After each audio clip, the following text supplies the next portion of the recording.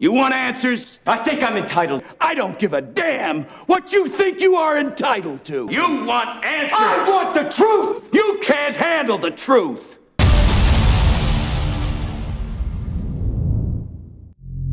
Now before I get into the games, I wanted to give you guys a general overview of Nvidia's part, specifically GeForce Now, in the FTC versus Microsoft case, because it's been mentioned several times in these proceedings. Phil Eisler, VP and General Manager of GeForce Now, and Nvidia's Senior Vice President, Jeff Fisher, both had video dispositions mainly talking about the Xbox PC games coming to GeForce Now. Nvidia was apparently against the Microsoft Activision deal before they made the deal for the Microsoft games coming to GeForce Now. This is pretty interesting because Xbox studio head Matt Booty said back in 2019 that they were not putting our first-party IP games on competing streaming or subscription services. No effing way, end quote.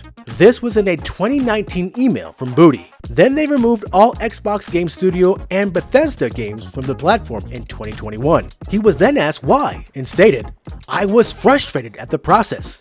We did not have clear deals in place with Nvidia for the use of our IP. They were putting games onto their service, in some cases without our permission," end quote. Well, it looks like things have changed since then. And as of now, Nvidia is reportedly happy with the Microsoft agreement they have in place. Phil Eisler says, "The agreement entitles us to the content provided the transaction completes on the Activision side. We have already begun working with Microsoft to onboard their first-party titles, so we're confident that will solve our concerns there."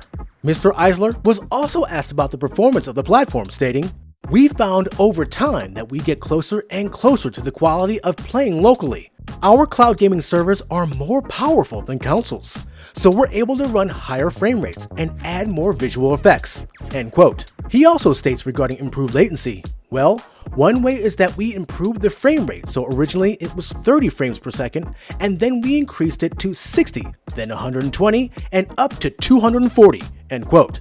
Of course, we've seen that with the Ultimate tier. Feel free to check out our full review of that above. Now, Mr. Eisler was also asked if Activision agreed to make their games available during their GeForce Now beta period. He said, "We worked with a contact at Blizzard. They were supportive of the games being available during the beta." He also goes on to say that Call of Duty was one of the more popular games on the service, end quote. Now, on top of this, the FTC asked CEO of Activision Blizzard, Bobby Kotick, on why they removed their games after the GeForce Now beta period. Kotick says, "When they, Nvidia, launched their service commercially, we removed our titles," end quote. Apparently, there was an internal Activision email in 2020 in which Kotick discusses a potential commercial agreement to bring Activision games back to GeForce Now. This email is apparently full of talking points for a meeting with Bobby Kotick and Nvidia CEO Jensen Huang. It looks like there's been plenty of discussion behind the scenes trying to add Activision games back to GeForce Now.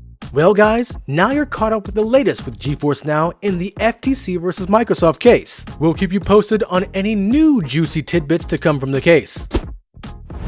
Now on to the news for this week. There are 9 new games launching today along with 14 new games for the month of July. Let's take a quick look at the games for July. Now the good thing is that we're getting new games from Square Enix, the Octopath Traveler series. The bad is that it's not coming this week, unfortunately. And the ugly? Well, do you see any Microsoft games on this list?